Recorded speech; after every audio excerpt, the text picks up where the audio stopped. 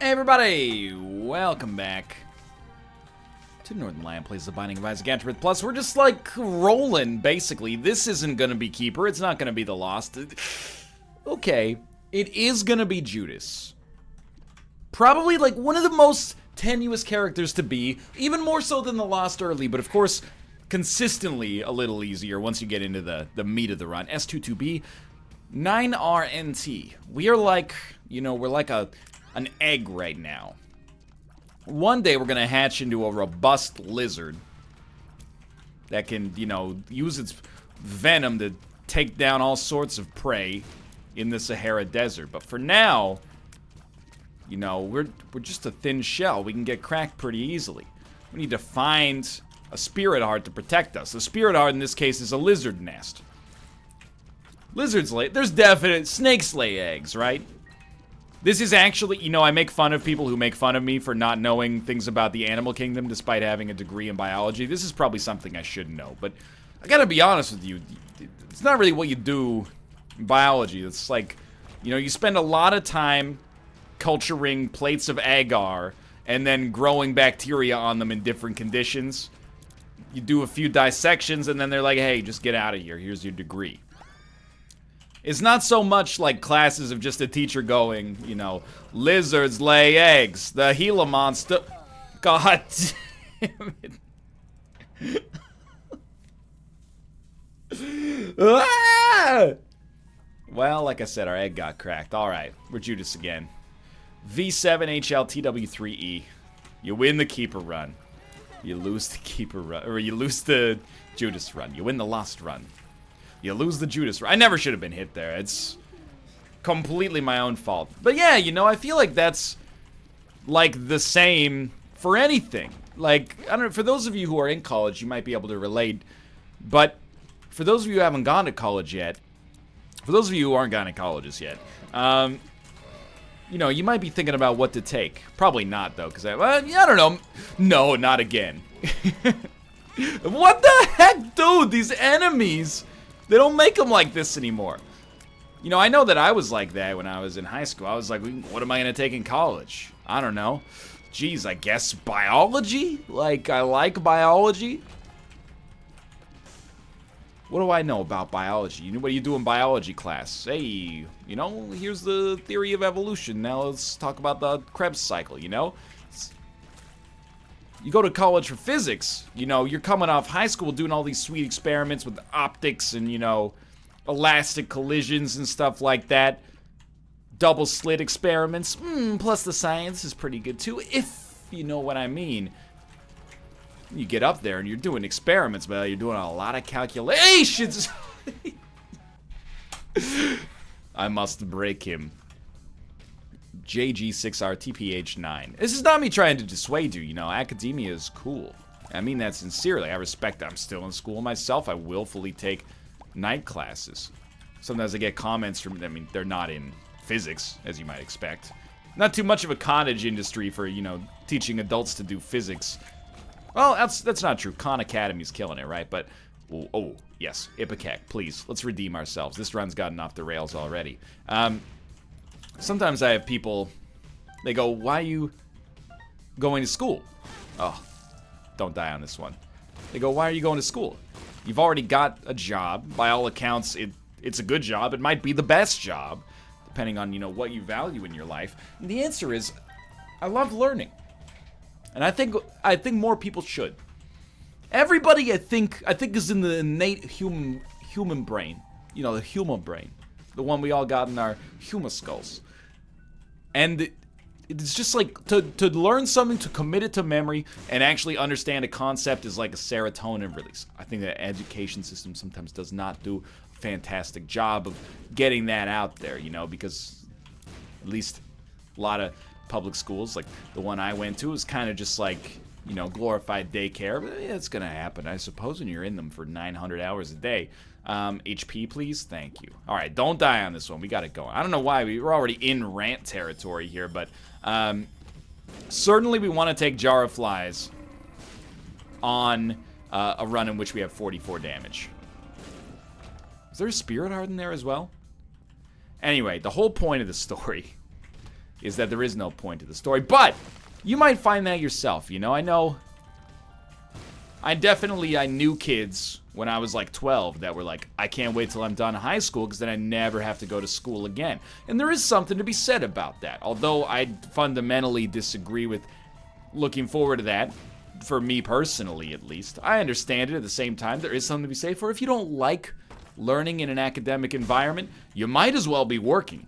Because at least, you know, you're doing something that's maybe more in your wheelhouse and you're making money. You're not being held somewhere effectively against your will. Careful, careful, careful. We're gonna make it. But yeah, you might find that yourself, you know? Education can be cool as long as you got your own foot in the door. You got your own choice. I don't know where I'm getting at with this. Anyway, let's move along here. The point is, I should know whether or not lizards lay eggs, but I don't. And I'll just admit that I don't. Better to know where your flaws lie. To be honest with you, I got decent marks, but I wasn't necessarily a great biology student.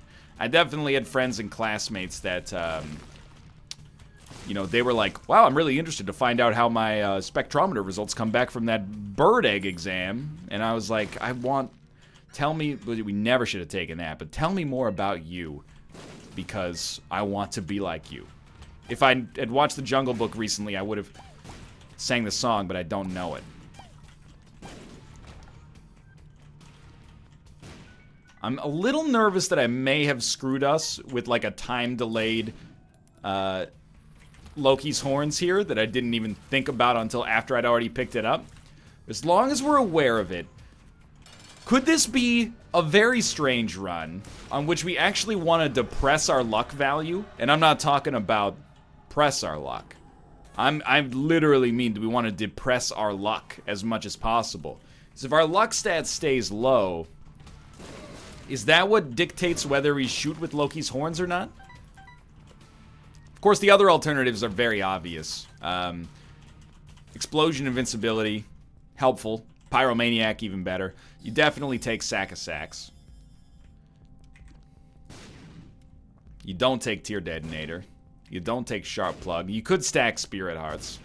I think you can take Champion Belt, although 2 damage is meaningless. So maybe that was a little over the top here, but you know, it's a good rule of thumb to follow. Champion Belt tends to be very good, but this is not necessarily relevant for us. What's much more relevant for us in our existing situation is probably finding a way to generate more HP. You know what would do it for us?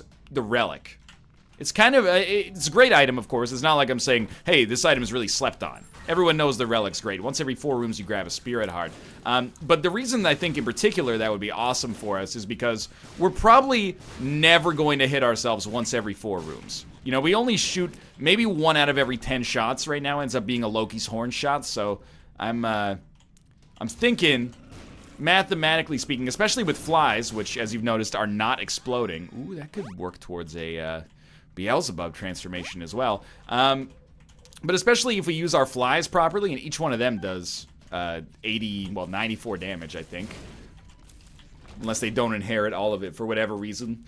Maybe they don't override the virtual method of lots of programming words thrown together to make you think I know what I'm doing, but actually I'm a novice. Okay.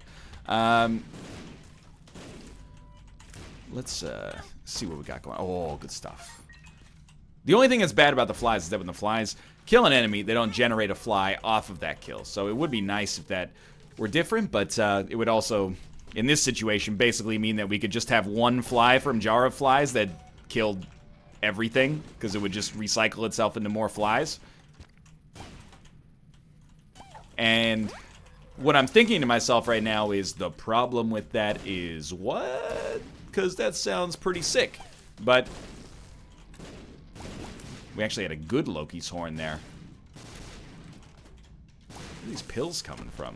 Ooh, we got perks and addicted on the same room here. That, you know, that we're doing bug territory, I think, if we get hit. So let's try not to do that. All consumables on the ground are about to be re-rolled. That's actually great for us because we really only care... I shouldn't have gulped that. We really only care about Spirit Hearts. So if we can finagle those into existence, I'm a happy man. Speed up's great, and honestly, Lazy Worm, I think, is good. Not in most situations, but in this one, it's not really about how long it takes to reach its destination. It's about the fact that we can track its progress and you know, the direction it's taking to get there. So that we have more time to plan our escape if it looks like it's gonna head in a direction that's deleterious for us, so. Ooh, you know what? I'm sorry, Jar of Flies. I am for real. Never meant to leave the Jar of Flies. I've got the forget-me-now surprise. I'm sorry, Jar of Flies. I am zany.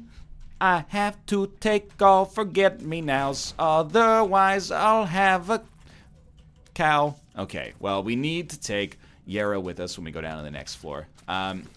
You know what would be sick is a 9 lives pickup right here. And by sick, I mean nearly compulsory. Am I right? Because we could actually die so easily. You gotta go, dude. So we're not gonna get 9 lives. Jar of Flies is so good, though. Well, we still could get 9 lives. It's like an 8% chance, or yeah, 9% chance.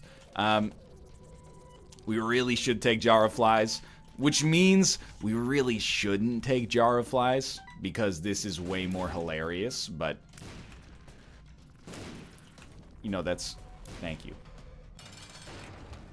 However, we're at any given time, we're 2 bad dice rolls away from finding ourselves in heck. And I don't like to use strong language like that, but we're going to head down to the next floor. We're not going to use the Forget-Me-Now right now. We're going to use it on a floor in which we find a better spacebar item that we'd like to replace the Forget-Me-Now with. I.e. Jar of Flies, but I digress. Or we're going to use it as a novel teleporter to get us out of boss rush. We only take half a hit from getting hit with, half a heart, I should say, from getting hit with Ipecac. It's actually very reassuring.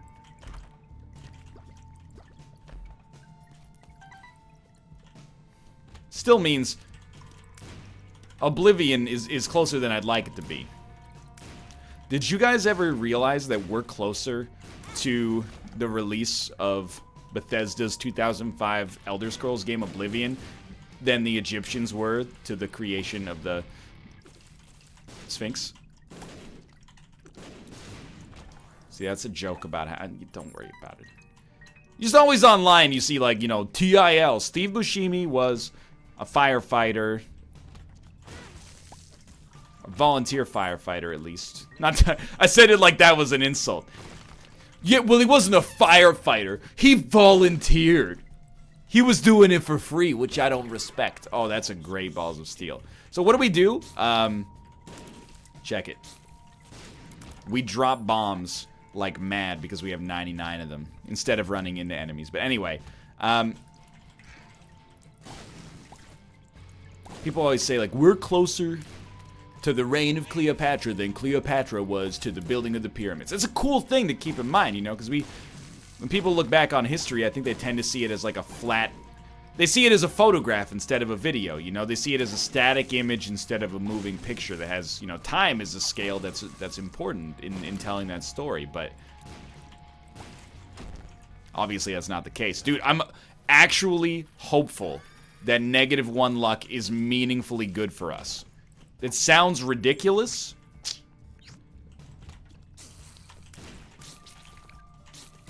but I believe it. I want no scrubs who are guys who can't get much love from me. A scrub is a guy who thinks he's fly, also known as a buster, always talking about what he wants while he just sits on his broke ass. So, no, I don't want your number. No, I'm not going to give you mine. No, I don't want to take you nowhere. No, I don't want none of your time. No Scrubs is a song I will never be able to relate to.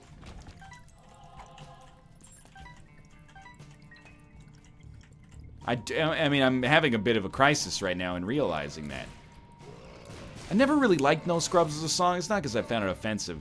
I was just always like, that's a little rich, Lisa Left Eye Lopez. What do you mean you don't want no scrubs? What if the scrubs don't want you? I know that you are inferring that the scrubs do want you from the fact that you're singing a song called I Don't Want No Scrubs, you know? Talking from the passenger side of your best friend's ride, trying to haul at me? I doubt that's a situation that's ever happened. Well, I don't know. I can't say that for certain. The problem is, I also don't know if the scrubs are likely to be listening to the song, you know? What about me? Am I a scrub? I mean, I'm a scrub in Isaac, as we all know, but I didn't own a vehicle for quite some time. I lived in a city, well, I still do. I live in a city with good public transportation, as long as you're on one of the 2 SkyTrain lines, you know? What about it? What if I'm hanging on the passenger side of the SkyTrain line trying to haul at you? You know what? I wouldn't, because I'm a faithfully married man. And luckily, at one point in her life, my wife, she didn't say she wanted a scrub necessarily, but she was like, you know what? I'll judge each scrub on a case-by-case basis because people are worth more than just the sum of the materials in their wallets.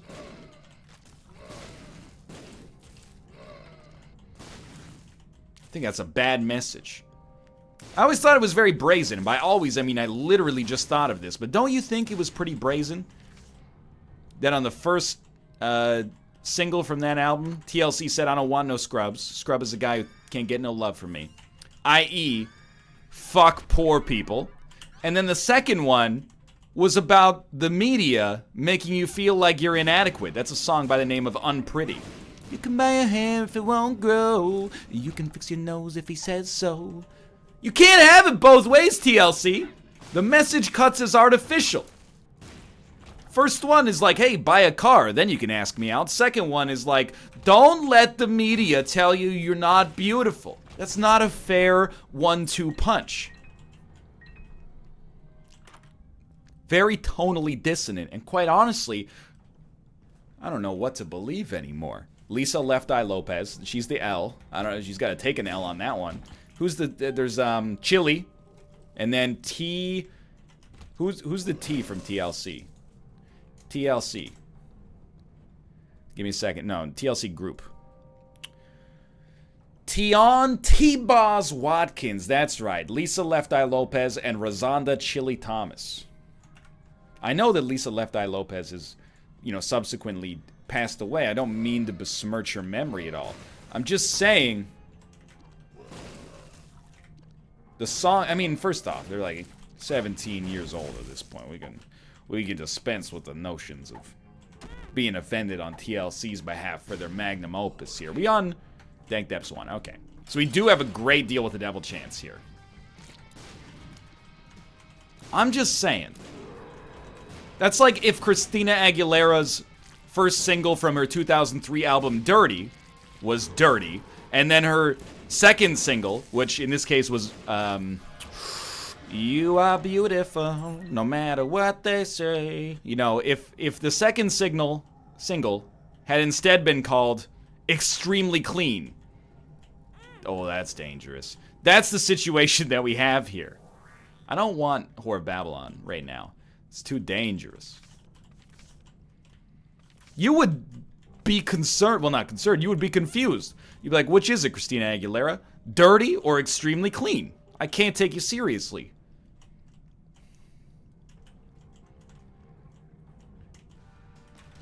I don't have anywhere else to go from that. It's always kind of bothered me. And again, by always, I mean like literally never until this exact moment. What we do have brewing here, though, during the midst of this TLC rampage. You know what it is? It's like if Iggy Azalea's first single was fancy, and then her second single was trashy. It was trash, probably, but trashy, I don't know about that. Dude, great opportunity. Good stuff. D8. Well, it's actually like an extremely great roll, except we might die. And we might die to the same champion who killed us on the first run. Ooh, dude, that's a extremely clutch get right there. Ooh. We might not have really wanted to get Humbling Bundle. But if it starts paying for itself, it's going to do so in a big way.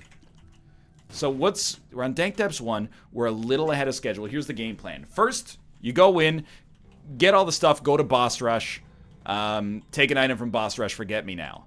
Then, we hope to have gotten a teleport card at that point. We can steal 2 items from Boss Rush, and the world's your banana. I don't know what that's supposed to mean. It's just what Billy Corgan says. The world's your banana.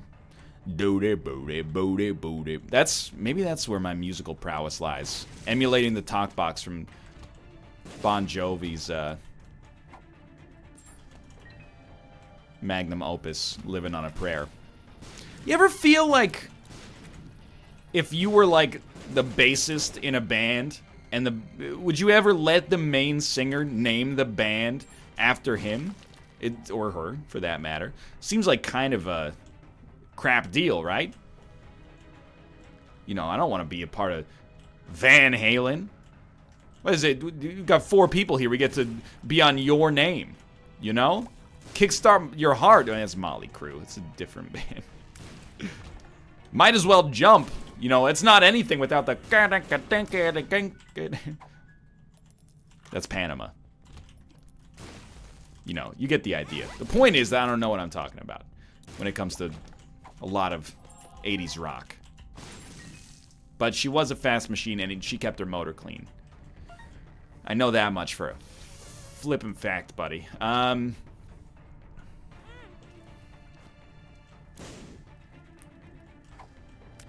many Horf pills are you going to give me on a run that already has Ipecac? It's a little ridiculous. But then you got subversions as well. Like Santana. It's not really a band, but I'm sure he's got like a touring band. It's named after the guitarist. Unless, wait, does Santana also sing Black Magic Woman? Oh my god. Dude, this run was actually...